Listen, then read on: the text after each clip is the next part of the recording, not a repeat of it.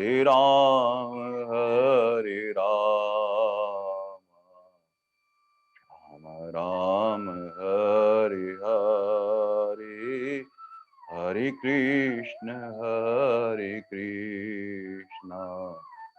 कृष्ण कृष्ण हरे हरे हरे राम राम राम हरे हरे हरे कृष्ण कृष्ण कृष्ण हरे हरे हरे राम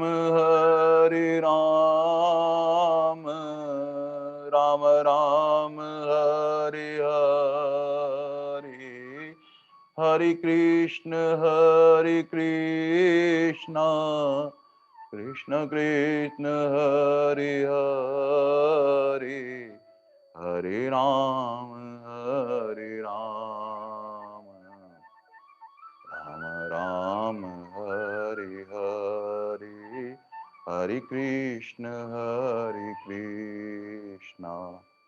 कृष्ण कृष्ण हरे हरे। ओम श्री परमात्मे नमः। वसुदेवसुतं देवं कंसचाणूरमर्दनम्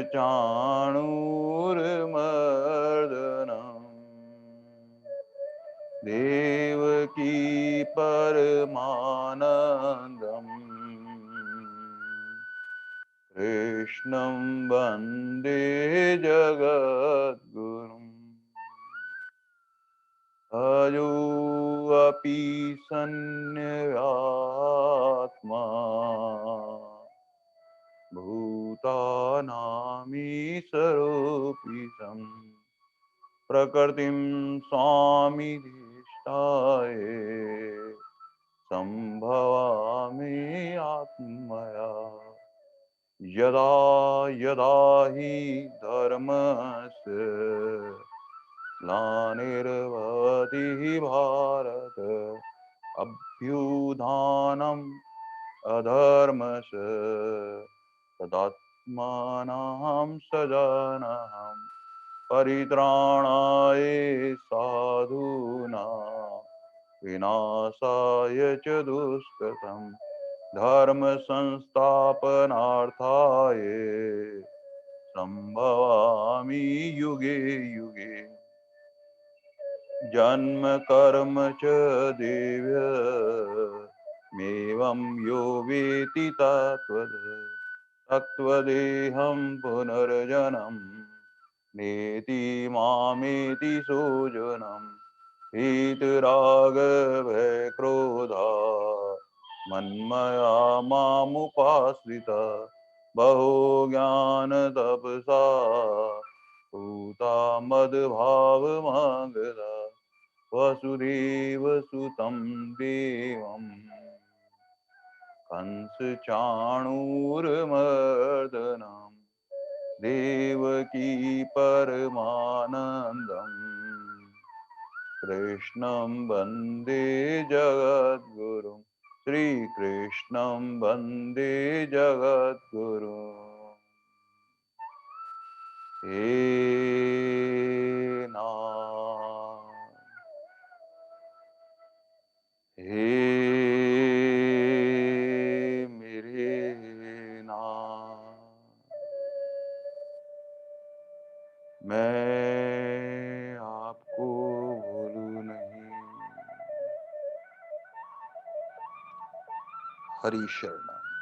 नारायण नारायण नारायण नारायण नारायण। अनंत कोटि ब्रह्मांड नायक परापर पर ब्रह्म परमेश्वर भक्तवांछा कल्पतरु शरणागत वत्सल भगवान श्री कृष्ण के श्रीमुख से प्रकट वो दिव्य वाणी और इतनी अलौकिक वाणी की इतनी सुखानुभूति देती है, जैसे जैसे हम सुनते हैं श्रद्धा के साथ में सारे हमारे अंदर के भीतर अंतःकरण पवित्र कर देती है। पहले अध्याय से भगवान जो यात्रा लेकर चल रहे थे, जब अर्जुन विषाद में था, पहला अध्याय जो विषाद, अर्जुन विषाद योग, उस वक्त ये अर्जुन निर्णय नहीं कर पा रहा था और भगवान से दोनों करबद्ध प्रार्थना करके कह रहा था, भगवान मैं क्या करूं क्या ना करूं, मेरी मति काम नहीं कर रही है, आप कृपा करो ना। और अर्जुन ने क्या किया, तुरंत भगवान के शरणापन हो गया और उसके जीवन में आने वाला अवसाद भगवान के शरणापन होने से क्या हुआ, भगवान की कृपा से वो प्रसाद बन गया और प्रसाद के रूप में फिर वो अमर्त्य आनंद को प्राप्त करने लगा। भगवान की वो दिव्य वाणी बरसने लगी और धीरे धीरे फिर दूसरे अध्याय में भगवान ने सांख्य योग, जो गीता जी का सार भी है, मैं शरीर नहीं हूं, ये शरीर मेरा नहीं है और मेरे लिए भी नहीं है। स्वामी जी महाराज इस पे बहुत बहुत बहुत जोर देते थे कि गीता जी का सार है, अपने आप को शरीर नहीं मानना, मैं भगवान का हूं, बस भगवान ही मेरे हैं, ऐसा भीतर दृढ़ता से स्वीकार कर लेना। बस ऐसे स्वीकार करते करते फिर सत्संग भजन करना, जिससे विवेक प्राप्त हो जाए और विवेक में अच्छे बुरे का सबका भान होने लग जाए, स्पष्ट दिखने लग जाए, मेरा क्या कर्तव्य है उस कर्तव्य का पालन करने लग जाए। यही सारवात रूप में गीता जी में भगवान यूं कहते कहते फिर कर्म योग के बारे में बताते हैं कि किस प्रकार से कर्म योग बनता है, जिसमें निष्काम भाव से कर्म करने होते हैं। जो काम हम कर सकते हैं उसको जरूर करना चाहिए, करते वक्त ये ध्यान रखना चाहिए कि किसी का इसमें भला भी होना चाहिए। करने के बाद में जो फल मिलता है उसका हमें अभिमान भी नहीं होना चाहिए, अहंकार भी नहीं होना चाहिए। बिल्कुल निष्काम भाव से होना चाहिए कि भगवान हमसे कुछ करा रहे हैं, मैं भगवान के हाथों का खिलौना हूं और भगवान ही सब कुछ करा रहे हैं। बस ऐसे कर्मयोग जो बन जाए वो भी हमारा कल्याण करने योग्य जैसे। फिर भगवान ने इस प्रकार से चौथे अध्याय में ज्ञान कर्म संन्यास योग में वो दिव्य ज्ञान, वो तत्व का ज्ञान दिया। कर्मों के तत्व को भी जानना चाहिए, तत्व ज्ञान के बारे में भी अनुभव होना चाहिए। भगवान ने सब कुछ कहा है कि जीवन में कर्म योग भी आवश्यकता है, ज्ञान योग भी आवश्यकता है और भक्ति योग की भी आवश्यकता है। इसलिए कर्म करते वक्त बहुत सावधानी से कर्म करने चाहिए। लेकिन कर्म कैसे किए जाते हैं उसका हमें ज्ञान का बोध भी होना चाहिए। जैसे हमें कोई फल में प्रसाद के रूप में कोई केले का प्रसाद मिल जाए, अब केले का प्रसाद मिला तो पूरा हमें केला प्राप्त हो गया है, लेकिन इसका ज्ञान होना चाहिए कि इसमें से छिलका मुझे उतारना है और छिलका उतार के इसके भीतर जो गुदा है उसका प्रसाद लेना है मुझे। इस प्रकार से भगवान ने कहा कि ज्ञान कर्म संन्यास योग में सब चीजों का, यहाँ से लौकिक से परमात्मा तक तक पारलौकिक तक का सब दिव्य ज्ञान के बारे में भगवान ने उस तत्व को समझाया अर्जुन को। भगवान को इस प्रकार पांचवें अध्याय में कर्म संन्यास योग में भगवान ने बताया कि अरे अर्जुन, जो भी कर्म करो वो भगवान की भावना से भावित होके होने चाहिए, कृष्ण भावना भावित कर्म होने चाहिए। और कर्म करते वक्त कहीं भी हमारी राग और द्वेष नहीं होना चाहिए, ऐसा कर्म होना चाहिए, तब ये हमारा कर्म संन्यास योग बन जाता है। भगवान कर्म करने की विधि बताते हैं। फिर भगवान धीरे धीरे छठे अध्याय में आत्म संयम योग में उस ध्यान योग की विधि बताते हैं कि किस तरह से भगवान का नाम स्मरण करते करते करते परमात्मा का चिंतन होने लगता है, मन से प्रभु से प्यार होने लगता है, बुद्धि से विचार होने लगता है और फिर ठाकुर जी से और सन्निकटता होती रहती है। और धीरे धीरे धीरे धीरे धीरे नाम स्मरण करते करते करते वो रस रूप परमात्मा एक रूप हो जाता है ध्यान में। और ध्यान में भीतर आते ही एक सहज समता का अनुभव होता है, फिर सर्वत्र वो उस प्रभु को ही देखता है। अब कहीं राग नहीं, कहीं द्वेष नहीं, कन कन और जन जन में मेरे प्रभु हैं, प्रभु हैं, प्रभु हैं, प्रभु हैं। ऐसा उच्च कोटि का ये आत्म संयम योग, जहां हमारी शरीर भी संयम में होना चाहिए, हमारी इंद्रियां भी संयम में होनी चाहिए, हमारा मन भी संयम में होना चाहिए, हमारा बुद्धि भी संयम में होनी चाहिए और धीरे धीरे आत्मा जो है वो परमात्मा में विलीन हो जाए। इसलिए एक आनंद की सी अनुभूति है। ये अभ्यास के लिए भगवान ने आत्म संयम योग का। और फिर भगवान ने कहा, अरे अर्जुन, ये ज्ञान विज्ञान योग बहुत बहुत बहुत महत्वपूर्ण है। विज्ञान से ज्ञान जो है सर्वत्र उस परमात्मा की अनुभूति करना, अर्थात वासुदेव सर्वम का अनुभव करना, ये भगवत ज्ञान भगवान ने ज्ञान विज्ञान योग में अर्जुन को वो प्रसाद दिया। और ऐसे कैसे कैसे करते भगवान की अंत तक यात्रा जीवन की बहुत सुखद और आनंद से परमात्मा के चरणों तक चले जाए। इसलिए भगवान ने 8वें अध्याय में अक्षर ब्रह्म योग कहा, और ये अक्षर ब्रह्म योग भगवत प्राप्ति योग है। और अंतमति सुगति, ऐसी स्थिति जो आज बनी हुई है हमारी अंत तक की यात्रा में, प्रभु का ही चिंतन हो, प्रभु का ही स्मरण हो, सब कार्य प्रभु के भावना से भावित हो, और अंत समय कैसे महोत्सव बने। बस भगवान ने ये अक्षर ब्रह्म योग अर्जुन के सामने उस दिव्य ज्ञान को पिलाया। उसके बाद में भगवान ने 9वें अध्याय में राज विद्या राज गुहा, जो भगवान के मन में, भगवान की बुद्धि में, अंतःकरण में वो गोपनीय बातें, जो किसी ऐसे पात्र को जिसके भीतर कोई राग द्वेष नहीं है, जो सत पात्र है, जो प्रेम रखता है, जो श्रद्धा रखता है, बस भगवान उसके सामने ऐसी गोपनीय गोपनीय बातें बताते हुए राज विद्या राज गुहा, ये परम ज्ञान भगवान ने दिया। और भगवान ने कहा कि इसकी सभी प्राप्ति कर सकते हैं, चाहे वो किसी भी वर्ण का हो, किसी भी आश्रम का हो, किसी भी जाति का हो, सभी मनुष्य सभी इसके पात्र हैं। इसलिए भगवान ने कहा ये दिव्य ज्ञान जो है, इसके भीतर लगन और जिज्ञासा होना बहुत जरूरी है, सेवा का भाव होना जरूरी है, प्रेम होना जरूरी है, कहीं देश दृष्टि नहीं होनी चाहिए। ये कुछ गुण जो हैं, उनको ये भगवान ये दिव्य ज्ञान देते हैं। इस तरह से कहते कहते भगवान ने फिर विभूति योग, विशेष सामर्थ्य जो योग कहलाता है, उसमें से प्रकट होने वाला जो ऐश्वर्य है, भगवान ने उस दिव्य ज्ञान को, उसको भगवान ऐसे दिव्य ज्ञान को दे रहे थे। और विभूति योग में भगवान की विभूतियां प्रकट हो रही थी, और एक से एक अलौकिक विभूतियां भगवान की। भगवान ने कहा, रे अर्जुन, भावों से जो तेरे जो कुछ भीतर से भाव प्रकट हो रहा है, इसके मूल में मैं ही हूं। ऐसा भीतर से धारण करके भीतर में कहीं अभिमान और अहंकार मत करना। ये दिव्य ज्ञान अर्जुन को दिया। इस तरह से भगवान एक एक विभूतियां प्रकट कर रहे थे। फिर भगवान ने 20 भावों को प्रकट किया, और भाव प्रकट कहा कि अर्जुन, जो इस भावों को दृढ़ता से स्वीकार कर लेता है, उसको अविचल भक्ति प्राप्त होती है। भगवान ने और कहा, अरे अर्जुन, 25 विभूतियां और हैं, वो व्यक्ति रूप से हैं, वो सब मेरे से अभिन्न हैं, एक में एक हुए हुए हैं।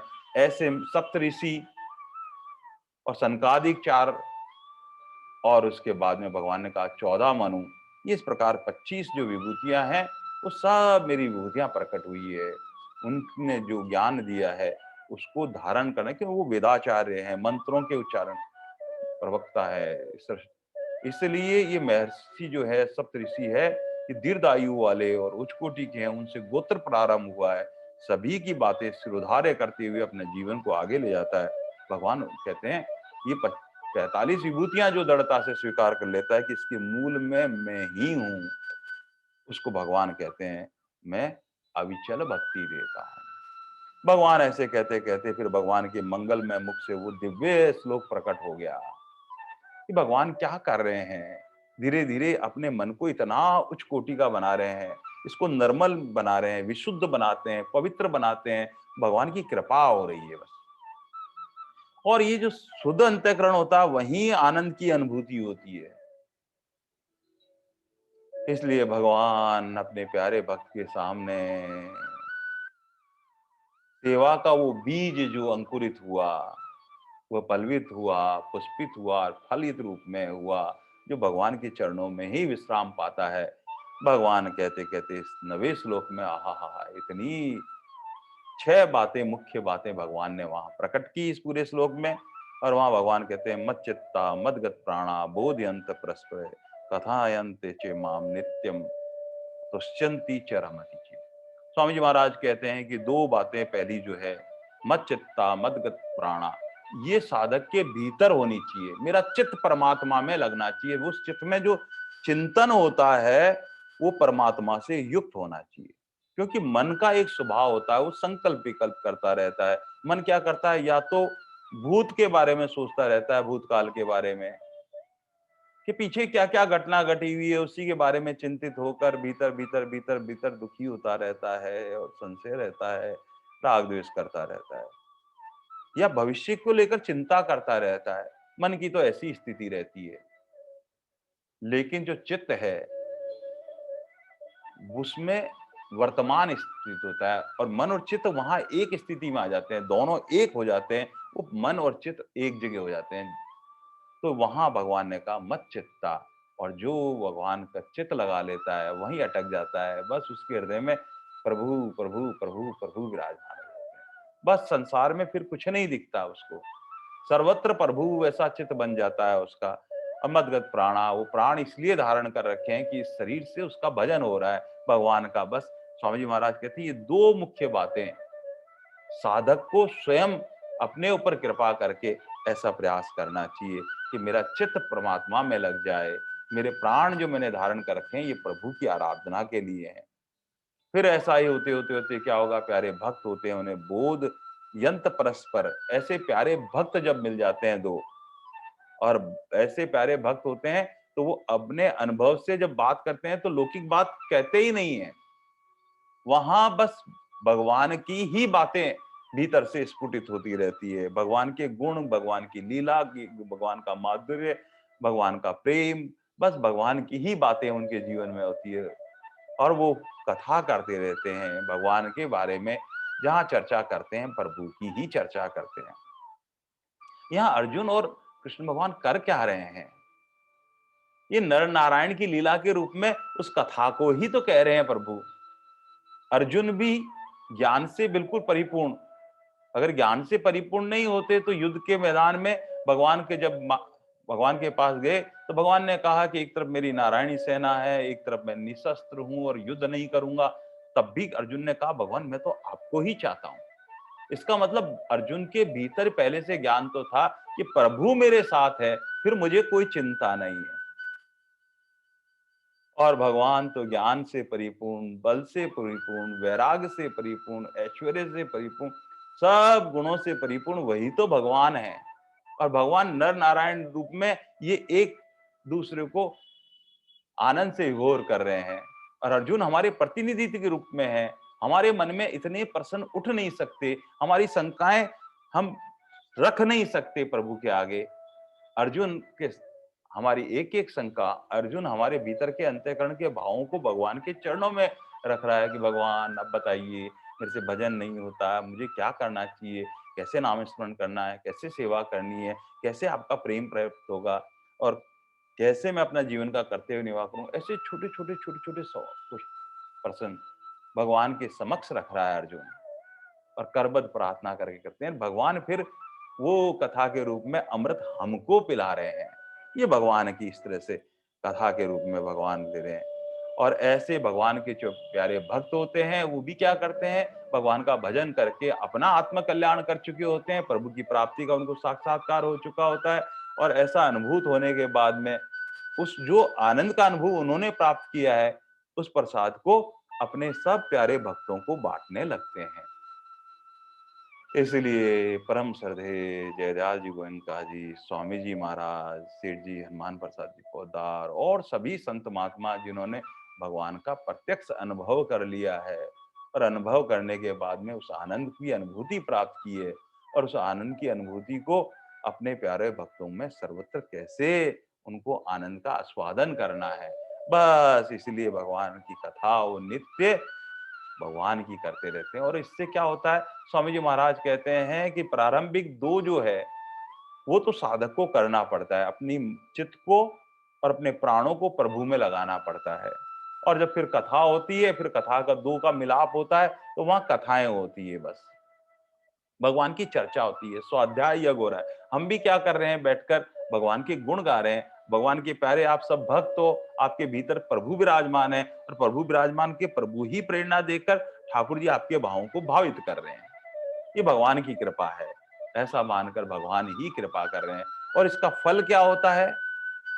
उसके दो फल होते हैं, तुष्यंत ची और रमति। वो उस फल को प्राप्त करके संतुष्ट हो जाता है। प्राप्त है सो पर्याप्त है। ठाकुर जी की मौज है भीतर ही भीतर, ऐसी उसको संतुष्टि प्राप्त हो जाती है। बस अब ठाकुर जी मिल गए, अब क्या चाहिए? सब कुछ संसार में जो चल रहा है, ठाकुर जी की लीला चल रही है। जहां देखते हैं और जो क्रिया होती है वो ठाकुर जी से युक्त होके पूजा बन जाती है। और रमती भगवान की प्रेम पूर्वक भगवान को वहां पर रमन करते रहते हैं, उनको याद करते रहते हैं, स्मरण करते रहते हैं, उनका पूजन करते रहते हैं। भगवान ने इस प्रकार से, किस प्रकार प्यारे भक्त जो दो मिलते हैं और जहां प्रभु और नर नारायण के रूप में अगर लीला कर रहे हो, वहां वहां तो आनंद आनंद आनंद आनंद की अनुभूति होती है। और हमने देखा कि किस प्रकार चैतन्य महाप्रभु प्रेम के अवतार रूप में भगवान श्री राधा कृष्ण के यहाँ अवतरित हुए। अवतरित होने के बाद में यहाँ पर जो लीला करी और सबको महामंत्र का स्वादन किया, और जो प्रेम से दोनों हाथ ऊपर करके वो गाते थे, हरे राम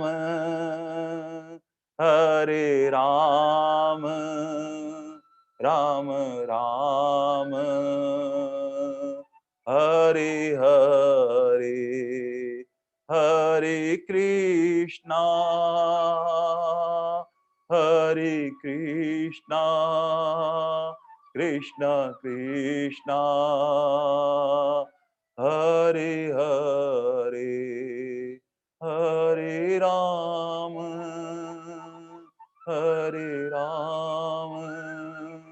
राम राम हरे हरे, हरे कृष्ण कृष्ण कृष्ण हरे हरे।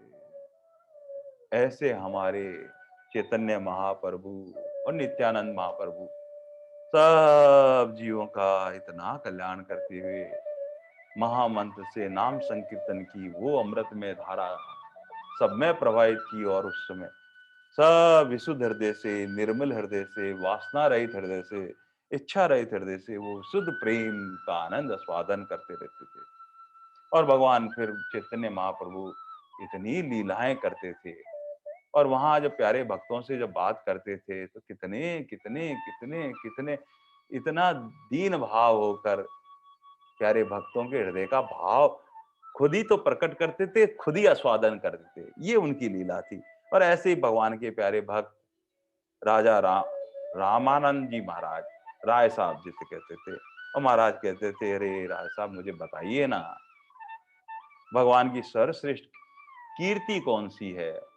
और राय साहब भी भगवान के प्यारे भक्त है, प्रभु आप ही हमारे हृदय में विराजमान होकर आप वो भाव प्रकट करो। और उन्होंने कहा कि जो प्रभु से युक्त हो जाता है, भगवान से एक में एक हो जाता है, जो भगवान को अपना मानता है, मैं भगवान का हूँ और भगवान मेरे हैं, और फिर वो भगवान की लीलाएं गाने लगता है, और फिर उस लीलाओं से उसकी जो लौकिक जो कीर्ति होती है, इससे सर्वश्रेष्ठ कोई कीर्ति नहीं होती है। भगवान राय महाशय ने कहा, प्रभु प्रभु की वजह से ही कीर्ति है। और भक्त कभी अपने आप में वो गुण नहीं मानता है, वो तो कहता है मैं तो भगवान का हूँ, और ये जो सब कुछ कीर्ति है तो प्रभु की है, बस ये भगवान की ही कृपा है। बस ऐसा मानकर फिर उन्होंने कहा सर्वश्रेष्ठ संपत्ति कौन सी है, जब हमारे प्रेम प्रभु आराध्य देव जो भी जिन्हें हमारी निष्ठा परिपक्व हो गए हैं, वो हमारे हृदय में आकर विराज जाए।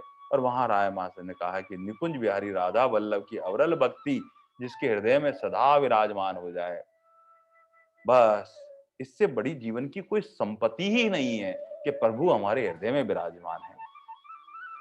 फिर पूछा कि कौन सा बड़ा दुख है जिस समय हम भगवान को भूल जाते हैं, वही सबसे बड़ा दुख है। इसलिए हर समय हे नाथ हे मेरे नाथ, मैं आपको भूलूं नहीं। आगे रामाशय ने एक बहुत अलग महत्वपूर्ण और पूछा। रामाशय से प्रभु ने, ये बताइए रामाशय, मुक्त जीवों को में आप सर्वश्रेष्ठ किसे समझते हो?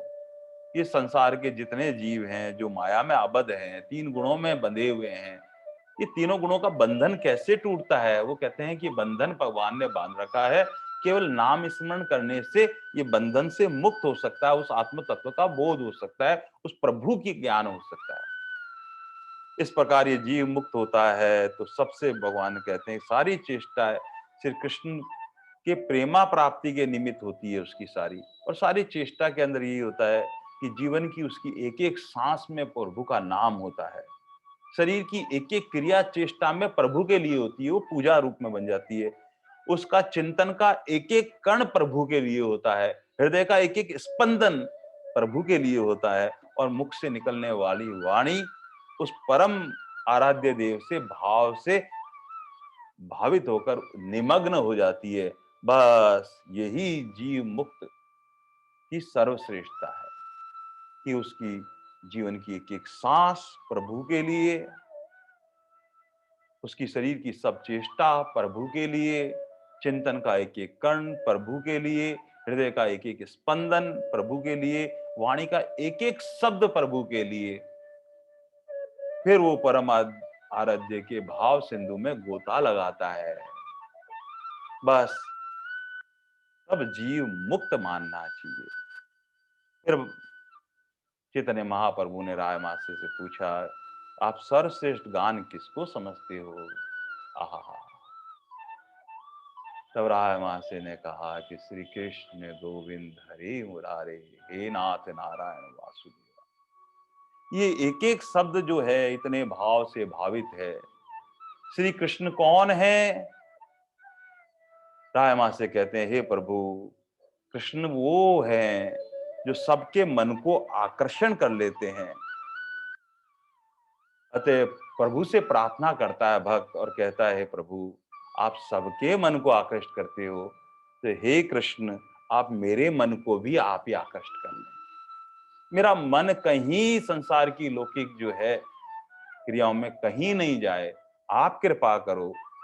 इसलिए वो प्रार्थना करता है, श्री कृष्ण, हे कृष्ण, आप सबके मन को आकर्षित करते हो, आप मेरे मन को भी आकर्षित कर दो। गोविंद जो हमारे इंद्रियों के रक्षक भगवान हैं, आप मेरी सारी इंद्रियों को अपने में लीन कर लें। सब पांचों ज्ञानेंद्रियां, पांचों कर्मेंद्रियों को और मन को सब आप अपने अंदर लीन कर लें। इसलिए प्रार्थना है, श्री कृष्ण गोविंद हरे, हे दुख हरता, मेरे दुख को हरण करने वाले प्रभु आप हो। इसलिए वो कहता है, श्री कृष्ण गोविंद हरे मुरारे, हे मुर राक्षस के विजेता, आप मेरे मन में बसे हुए अनेक प्रकार के जो राक्षस हैं, वो काम है, क्रोध है, लोभ है, मोह है, मत्सर है, राग है, द्वेष है, आप इन सब राक्षसों का नाश कर दीजिए। इसलिए आप मुरारे हैं भगवान। इसलिए प्यारे भक्त गाते हैं, श्री कृष्ण गोविंद हरे मुरारे, हे नाथ, मैं आपका सेवक हूं और आप ही मेरे प्रभु हो। मैं आपका ही हूं प्रभु, आपका ही जो संबंध बांध सकते हो, प्रभु से अपना एक संबंध बना लें, और संबंध से आत्मीयता हो जाती है, आत्मीयता से प्रेम पैदा हो जाता है। आगे कहते हैं, श्री कृष्ण गोविंद हरे मुरारे, हे नाथ नारायण, मैं नर हूं और आप नारायण हो। बस भगवान, मैं भूल विचर के कहीं बिछड़ जाऊं तो आप अपने चरणों में लगा लेना। आप तो बहुत कृपालु हो, आप तो दयालु हो। और वासुदेव, वासु का अर्थ होता है प्राण, और मेरे प्राणों की रक्षा करें। आज अपना मन आपके चरणों में अर्पित कर दिया है। अब आप प्राणों की रक्षा करने वाले प्रभु आप ही हो। बस जब ऐसी प्रार्थना प्यारा भक्त करता है, श्री कृष्ण गोविंद हरे मुरारे, हे नाथ नारायण वासुदेवा, इससे सर्वश्रेष्ठ कोई गान ही नहीं है प्रभु के लिए। इसमें भगवान की प्रार्थना है। फिर भगवान ने कहा, अरे राय माँ से मुझे बताइए, सर्वश्रेष्ठ ध्यान किस किसका है? तब राय माँ से कहते हैं कि वृंदावन बिहारी की झांकी का निरंतर ध्यान बना रहे तो फिर मौज है। पर बस वह सदा नाम चिंतन लेते लेते लेते चिंतन होने लग जाए, और फिर ध्यान रूप में वही झांकी जिनका नाम ले रहे हैं वो प्रकट रूप में दर्शन देने लग जाए। ये सर्वश्रेष्ठ ध्यान की स्थिति है। फिर चैतन्य महाप्रभु ने पूछा कि आप जीवों के लिए ऐसा सर्वोत्तम स्थान कौन सा समझते हो जहां सर्वस्व सुखों को धूल देकर भी निवास करना चाहिए? जितना लौकिक ये सुख दिखाई दे रहा है, उसके सामने तुच्छ नजर आने लगे, वो धूल के समान लगे, ऐसा कौन सा स्थान है? तब राय मासे ने कहा, प्रभु वो तो वृंदावन ही ऐसा स्थान है जहां प्रभु ने बाल लीलाएं करी है, जहां सब कुछ छोड़कर वहां वास करना, बस जीव की ये अंतिम इच्छा और अंतिम स्थान होना चाहिए। और वृंदावन को परित्याग करके एक कदम भी अन्यत्र कहीं नहीं रखना चाहिए। लेकिन प्रभु ने जैसी लीला बना रखी है उसके अनुसार जहां पर बैठकर हम भजन संकीर्तन करके भाव विभोर होकर करके, हे प्रभु मेरे हृदय को ही आप वृंदावन बना दो और इसी में आप बस जाओ। इसीलिए भक्त प्रार्थना करता है, मेरे मन मंदिर में एक बार आ जाओ गिरधारी प्यारे, आ जाओ गिरधारी।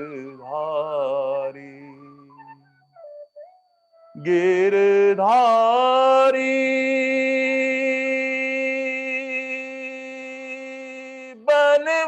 बनवारी,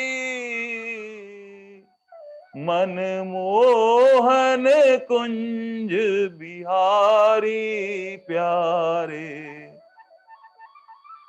आ जाओ गिरधारी प्यारे, आ जाओ गिरधारी। पास बुलाओ या दूर भगाओ,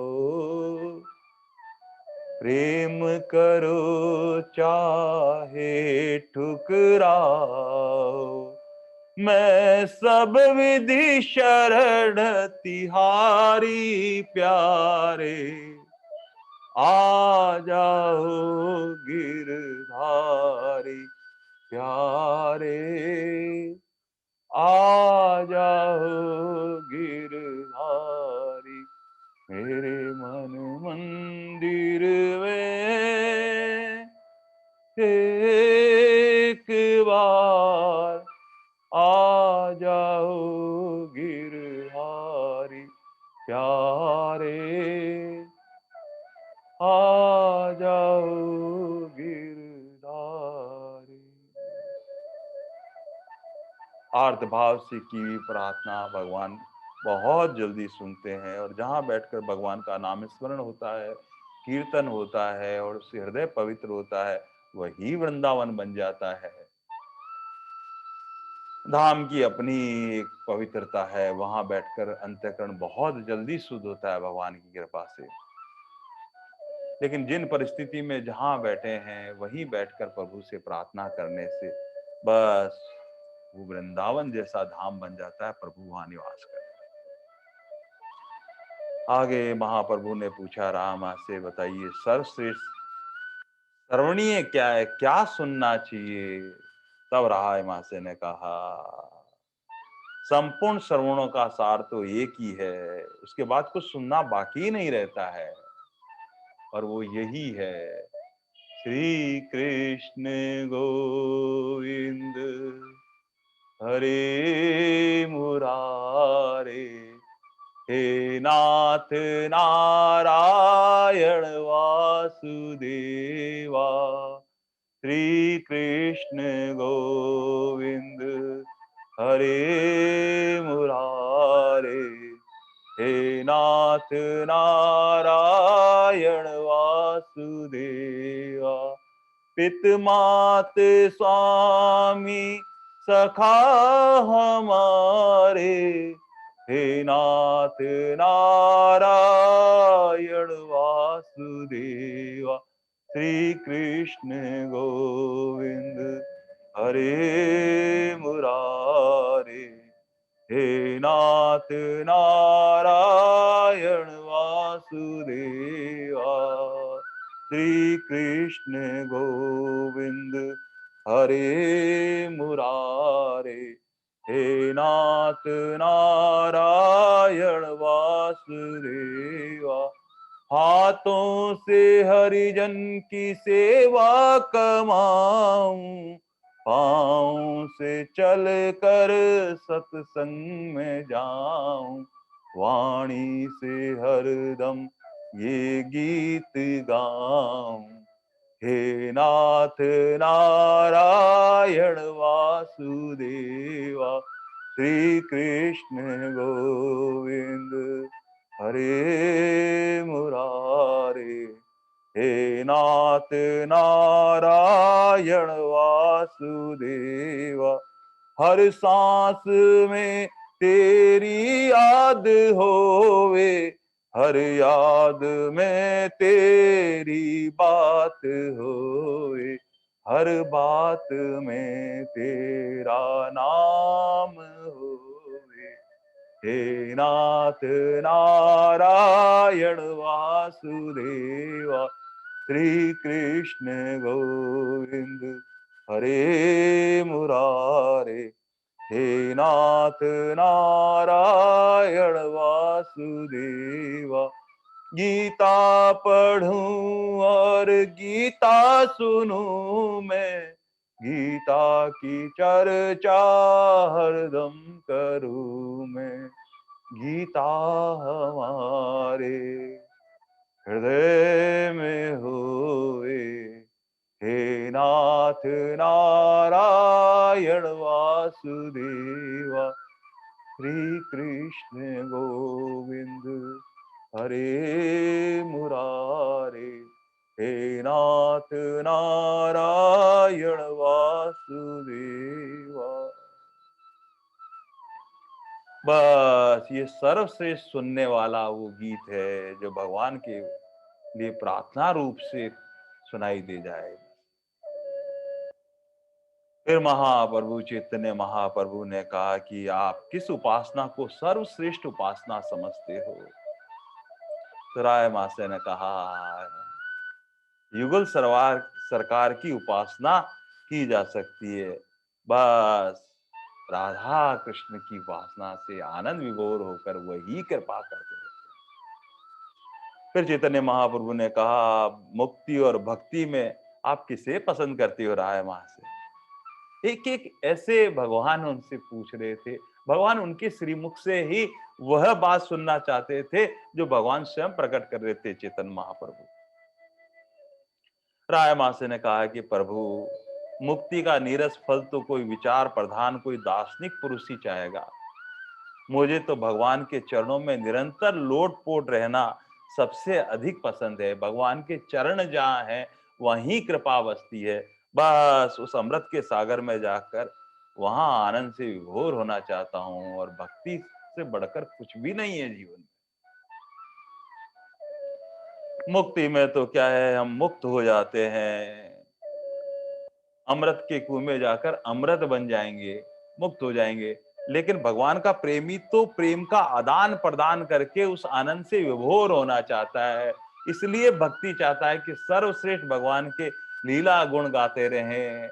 और भगवान जिस प्रकार एक दादा पोते के साथ खेलता है, वो दादा क्या करता है, एक बॉल लेकर पोते की तरफ फेंकता है, और पोता फिर नन्हे नन्हे हाथों से दादा की तरफ फेंकता है। दादा को इतना आनंद आता है, फिर दादा फिर बॉल को, क्योंकि जिस प्रकार एक रसगुल्ला होता है और उसको साधन करके रसगुल्ला ही बन जाने में क्या आनंद है।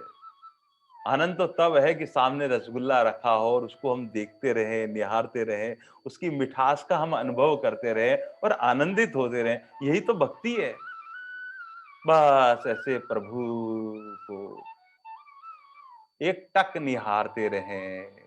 कैसे है मेरे श्याम सुंदर, प्रेम अवतार, शांत स्वरूप, ज्ञान वैराग से परिपूर्ण, अनंत ऐश्वर्य, अनंत माधुर्य, अनंत वैभव, अनेक विभूतियों से परिपूर्ण वही निर्गुण निराकार परमात्मा भक्त की भावना से सगुण साकार रूप में प्रकट हो जाता है।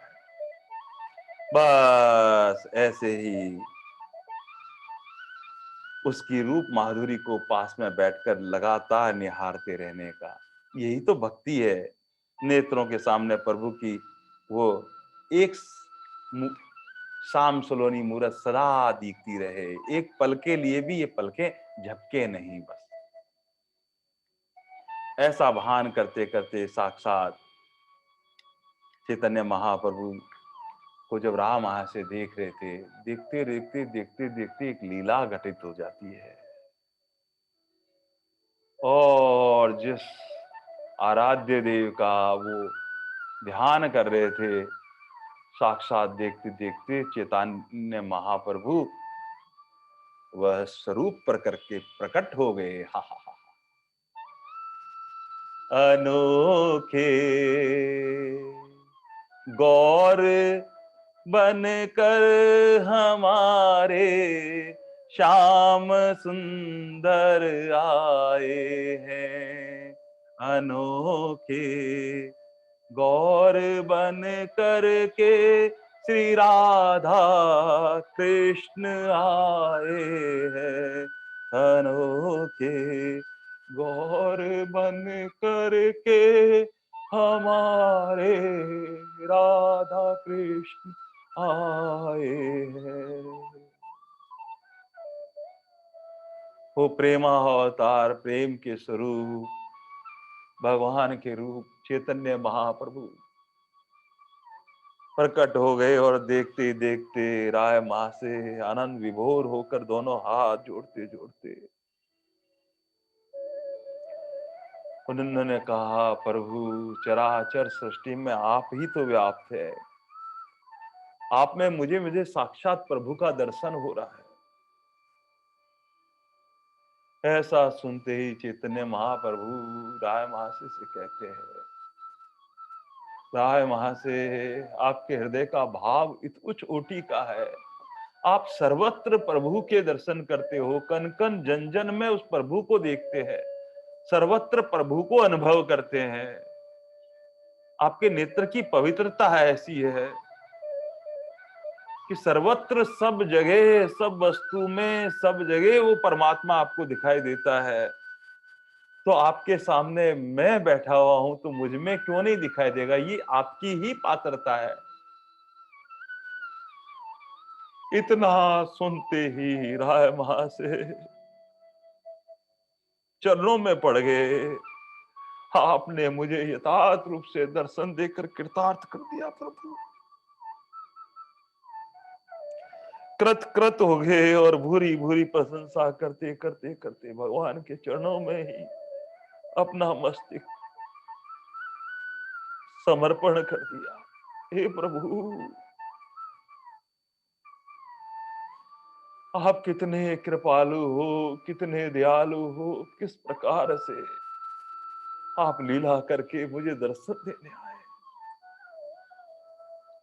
ऐसे एक नर और नारायण प्यारे भक्त और भगवान की जो आपस में परस्पर वार्ता होती है, भगवान उसी श्लोक का वर्णन करते हुए यहाँ पर कहते हैं, मच्चित मदगत प्राणा बोधयन्ते कथायन परस्पर कथायंसे माँ नित्यम तुष्टति रमत। जो प्रेम से भगवान का भजन करते हैं और रमन करते हैं, दो प्यारे भक्त मिल जाते हैं तो दो नहीं 11 हो जाते हैं और भक्ति से ओत प्रोत बातें फिर प्रकट होने लगती है।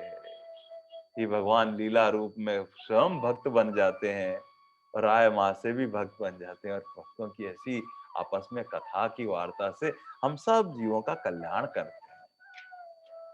इस प्रकार भगवान एक एक श्लोक मंगलमय मुख से ऐसा प्रकट हो रहा है। अलौकिक श्लोक हैं सारे के सारे विभूति योग में प्रकट होने वाले। 9वें श्लोक के बाद में भगवान कहते हैं जो प्रीति पूर्वक भजने का क्या फल होता है। 10वें श्लोक में फिर भगवान कहते हैं, तेषां सतत युक्ता नाम भजेतम प्रीति पूर्वकम ददामी बुद्धि योग तम येन माम उपयांति ते।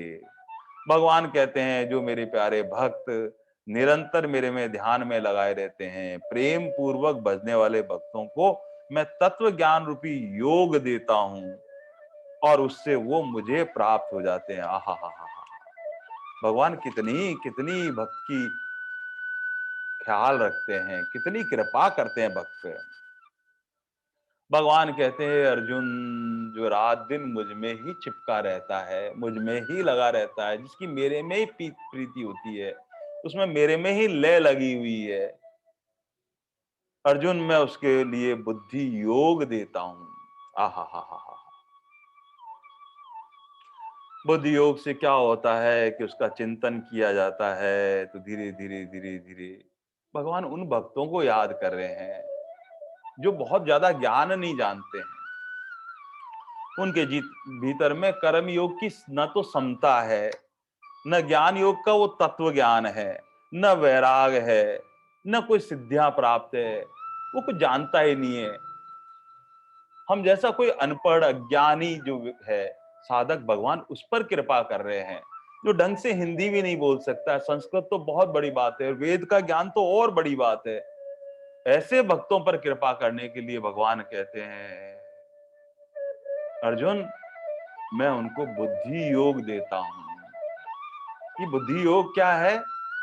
ये भगवान का वो प्रसाद है, जिस प्रसाद को प्राप्त करने के बाद में एक साधारण सा भक्त जो ज्ञान से ओतप्रोत नहीं होता है, वह प्यारा भक्त भी क्या होता है, उसके जीवन में कर्म योग की समता आ जाती है और ज्ञान योग का तत्व ज्ञान आ जाता है। और भगवान प्रेम भक्ति तो प्रेम से उड़ेल ही रहे हैं। जब सत्यनारायण की पूजा होती है तो माताएं बहनें जब सत्यनारायण का व्रत करती तो क्या करती है? एक प्रसाद बनाती है, उसको कहते हैं पंजीरी बनाती है। पंजीरी में क्या होता है? एक आटा होता है, उसमें कुछ घी मिलाया जाता है और उसमें फिर कुछ चीनी मिलाई जाती है। बस तीनों को मिलाकर कुछ उसको सेका जाता है। जैसे जैसे आटे का रंग थोड़ा सा भूरा भूरा सा होने लगता है, उसमें थोड़ा सा घी साथ में मिलाया रहते हैं और फिर बाद में अंत में उसमें चीनी मिला जाती है और फिर वो प्रसाद बन जाता है। ठाकुर जी को निमित्त कर देते हैं, उसमें तुलसी पत्र रख के सत्यनारायण। और वो प्रसादी में क्या होता है? एक निश्चित मात्रा का आटा भी होता है, निश्चित मात्रा का घी भी होता है और निश्चित मात्रा की चीनी भी होती है। बस भगवान क्या कर रहे हैं? अपने भक्तों को वो पंजीरी भी प्रसाद दे रहे हैं।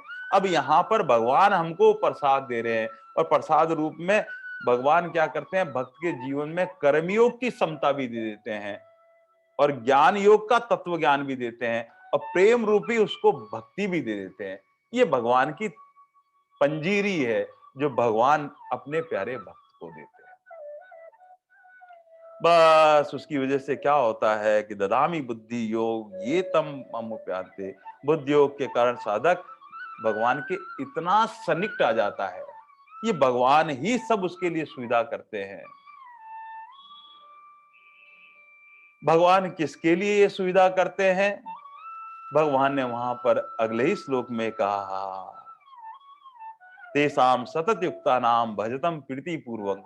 प्रारंभ में ही भगवान ने ये एक कंडीशन बता दी है कि मैं किसको ये बुद्धि योग देता हूं।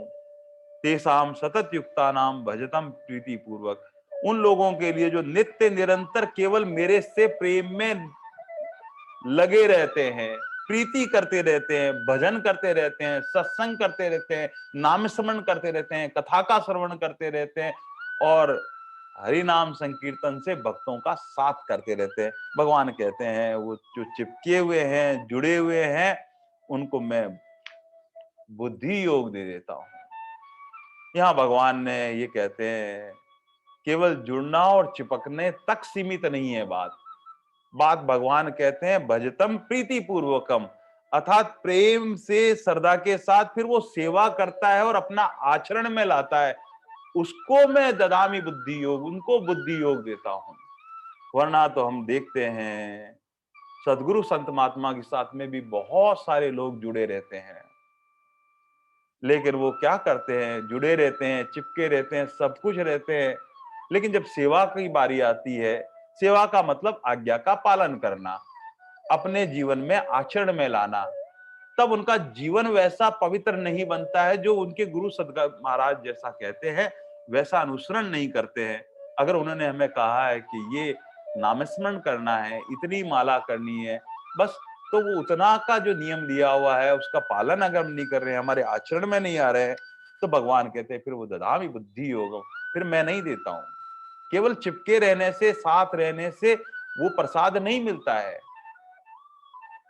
कई बार देखते हैं मंदिर में भी, वहां पूजा के लिए अनेक आरतियां करने वाले भगवान के इतने चिपके रहते हैं, सब आरती में चिपके रहते हैं, लेकिन कहीं सेवा का मौका हो, भगवान के उस पवित्र स्थान को साफ सफाई की व्यवस्था हो, वो भगवान के लिए प्रसाद बनाते वक्त भाव हो, भगवान कहते हैं जो श्रद्धा और प्रेम होता है वहां, वहां ये भगवान का ये वहां उसके आचरण में सब कुछ घटित होता है। भगवान कहते हैं मैं उनको बुद्धि योग देता हूं।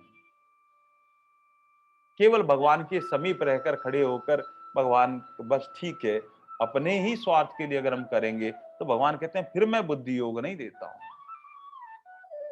क्योंकि इतना संगठित रहने के बाद में भी भगवान में अगर प्रेम और श्रद्धा नहीं है तब भगवान बुद्धि योग नहीं देते। बस वो ऐसे ही है जिस प्रकार गौ माता के थन के पास में वो अमृत में दूध उपलब्ध होता है, लेकिन वो एक चीचड़ा जो होता है वो इतना सन्निग्ध होने के बाद में भी वो अमृत में दूध ग्रहण नहीं करके वहां से खून ही चूसता है। तो भगवान कहते हैं जहां स्वार्थ है, कामना है, सब कुछ है, फिर चिपकना है, तो फिर बुद्धि योग से कोई सरोकार नहीं है। इसलिए भगवान ने यहाँ कहा कि भजतम प्रीति पूर्वकम, और जो प्रेम और भक्ति से निष्काम भाव से कामना भावना में बदल जाती है, बस भगवान गद होकर कहते हैं उसको चिंता करने की कोई जरूरत नहीं है। ददामी बुद्धि योग ये तमाम आपसे, मैं उसको बुद्धि योग में जागृत करके अपने आप को ही दे देता हूं उसके भीतर। फिर मैं माम परिप्रांते अथा उसमें कोई कमी रहने नहीं देता हूं। भगवान इतनी बड़ी गारंटी लेते हैं। भगवान उन प्यारे भक्तों का कृपा कर रहे हैं जो ज्यादा पढ़े लिखे नहीं हैं, जो हिंदी ढंग से नहीं पढ़ सकते हैं। संस्कृत तो बहुत बड़ी बात है, कर्मयोग की समता नहीं है उनके जीवन में, ज्ञान योग का तत्व ज्ञान भी नहीं है, लेकिन भगवान कहते हैं कि वो प्रेम पूर्वक और प्रीति से मुझे भजते रहते हैं, मेरे में लगे रहते हैं, मेरे में ही मस्त रहते हैं।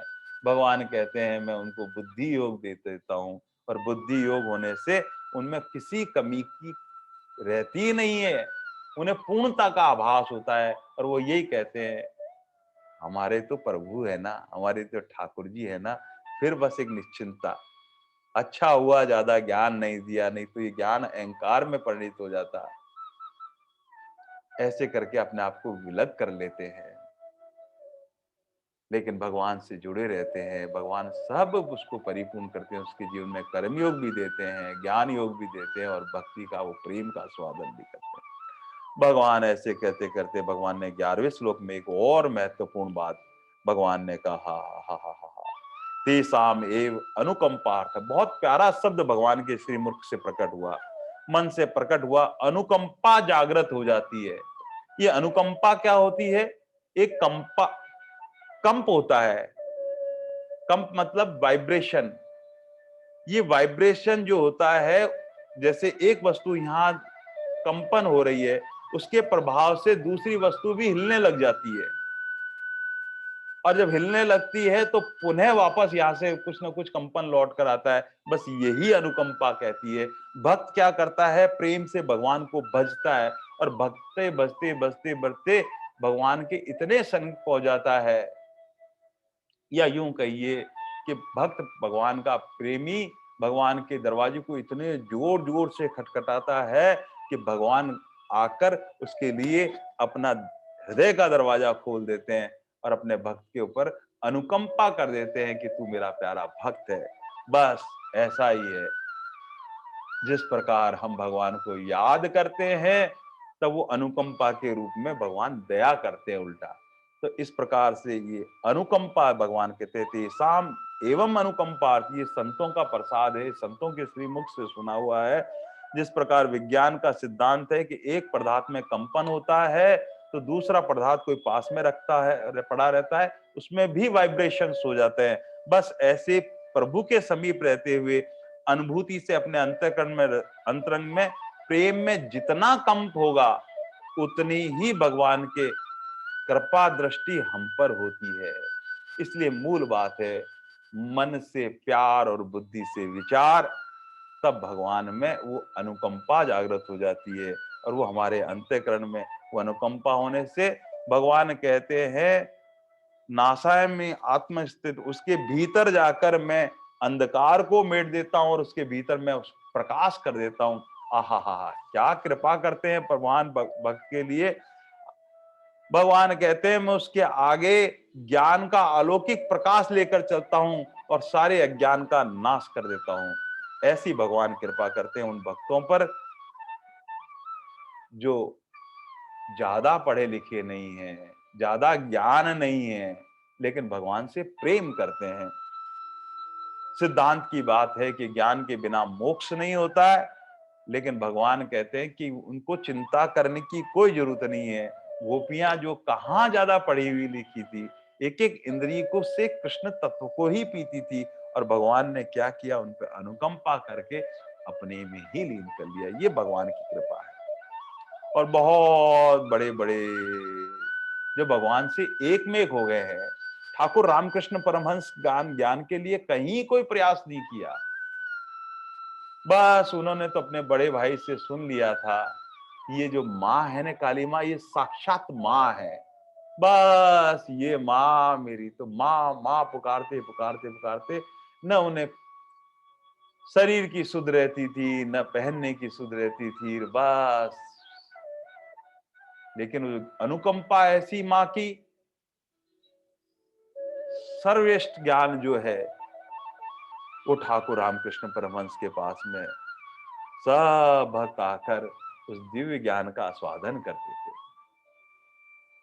इसलिए मूल बात यह है कि जहां प्रेम होता है वहां ज्ञान खुद उत्पन्न हो जाता है, या यूं कह दीजिए ज्ञान होता है तो वहां प्रेम हो जाता है। ये लीला है भगवान की। और कभी कभी ज्ञान प्रेम साथ साथ भी भगवान कृपा कर देते हैं, क्योंकि वेदांत के अच्छे अच्छे ग्रंथ, भक्ति के अच्छे अच्छे ग्रंथ कहाँ कहाँ जाकर सुलझेंगे सारे के सारे, लेकिन भगवान के वो दिव्य, भगवान भीतर जाके वो प्रकाश कह देते हैं तो सारा ज्ञान उनको प्राप्त हो जाता है। जोधपुर के पास में बाला धाम में, और बाला धाम में बाप जी विराजते थे। बाप जी कहीं किसी स्कूल में नहीं पढ़ारे, लेकिन वो परमात्मा का अप्रोक्ष ज्ञान उनको सदा रहता था। उन्हें कर्म योग में कहाँ सेवा करनी है, कहाँ गौ सेवा करनी है, कहाँ भक्त सेवा करनी है, सुबह से शाम तक 43 वर्ष तक निहार, वो न अन्न लिया न जल लिया, फिर भी सेवा में रत रहे और ज्ञान से परिपूर्ण रहे, क्योंकि भगवान स्वयं भीतर से ज्ञान का प्रकाश का आलोक जला रखा था। शंकर भगवान की कृपा से वो ज्ञान प्राप्त था, और कृष्ण भगवान का बंसी वाले मंदिर में की कृपा से वहां पर भक्ति भी आलोकित हो रही थी। इस प्रकार कर्म योग, ज्ञान योग और भक्ति योग से परिपूर्ण माँ थी, ऐसी योगिनी माँ थी।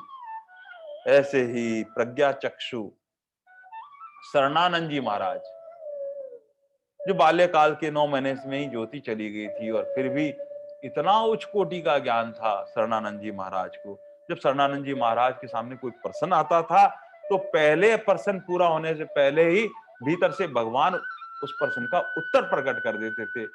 सुनने वाले आश्चर्यचकित हो जाते थे, अरे इस उच्च कोटि का ज्ञान कहाँ से भगवान कहते हैं कि मैं ही उसके भीतर में जाकर उस अंतःकरण में उस ज्ञान को प्रविष्ट। और उन्हीं के प्यारे एक शिष्य थे सुमित्र, एक दिन कहते कहते बोले, गुरुदेव आज आपने जो प्रवचन दिया वो उपनिषदों में वहां ये बात लिखी हुई है।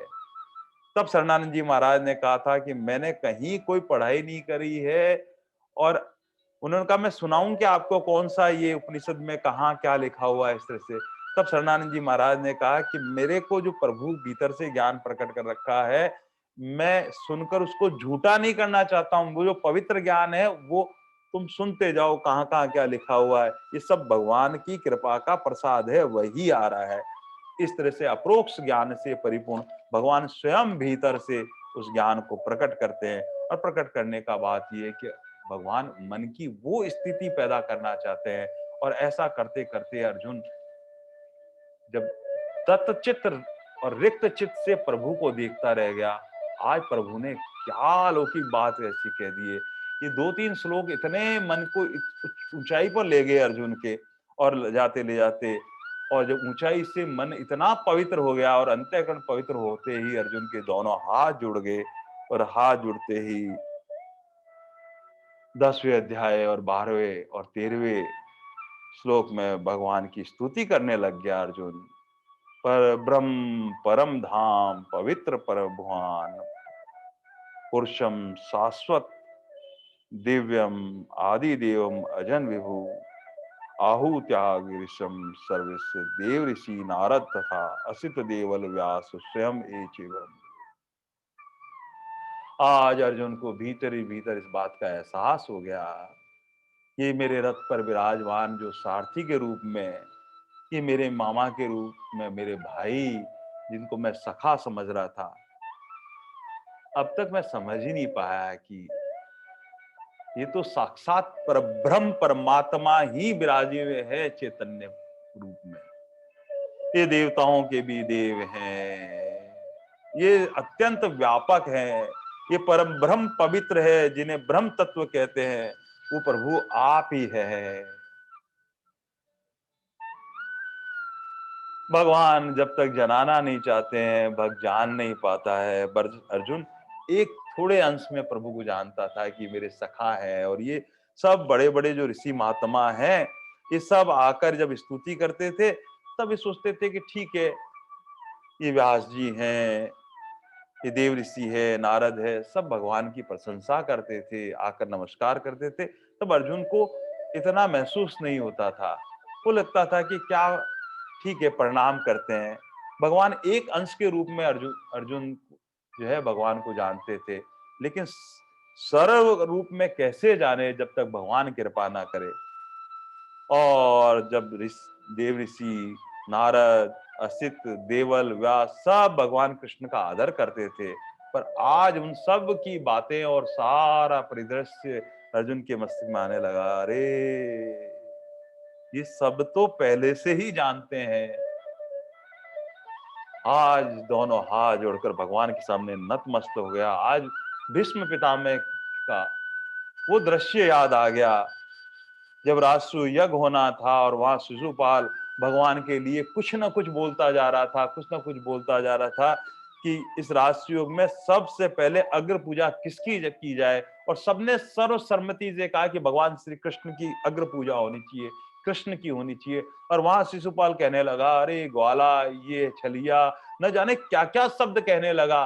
और लेकिन जब फिर भीष्म पिता वहां बोले हैं, आहा हा हा, वो कहते हैं ये सारे पांडव मिलकर श्री कृष्ण की अग्र पूजा करे, ये बहुत तुच्छ बात है। विश्व के महानतम देवता सारे आकर कृष्ण की पूजन करे तो भी कम है, ये वासुदेव कृष्ण साक्षात पर ब्रह्म परमात्मा है। और भीष्म बोलते गए और अर्जुन ने सब सुना था, लेकिन उस वक्त अर्जुन ने इतना ध्यान नहीं दिया था। लेकिन जब आज मन की स्थिति ये हुई, तब कहा, प्रभु प्रभु प्रभु, आप स्वयं, आप मेरे प्रति ऐसे कहते हैं। और इस तरह से भगवान की अर्जुन ने स्तुति और प्रार्थना की है। मन की वो स्थिति होती है जब भीतर से उठने वाला भाव प्रार्थना के रूप में, स्तुति के रूप में भगवान में प्रकट होता है। ये सब कुछ करने वाले प्रभु है, वो अपने भक्त को वह दिव्य ज्ञान देकर उस स्थिति तक लाना चाहते हैं अपने तक, ताकि उस प्रेम का आस्वादन करके भगवान अपनी विभूतियां भक्त में अमृत में प्रकट कर रहे हैं। ओम तत्व सत। इस असार संसार में अगर कुछ सार बात है तो केवल प्रभु का नाम है।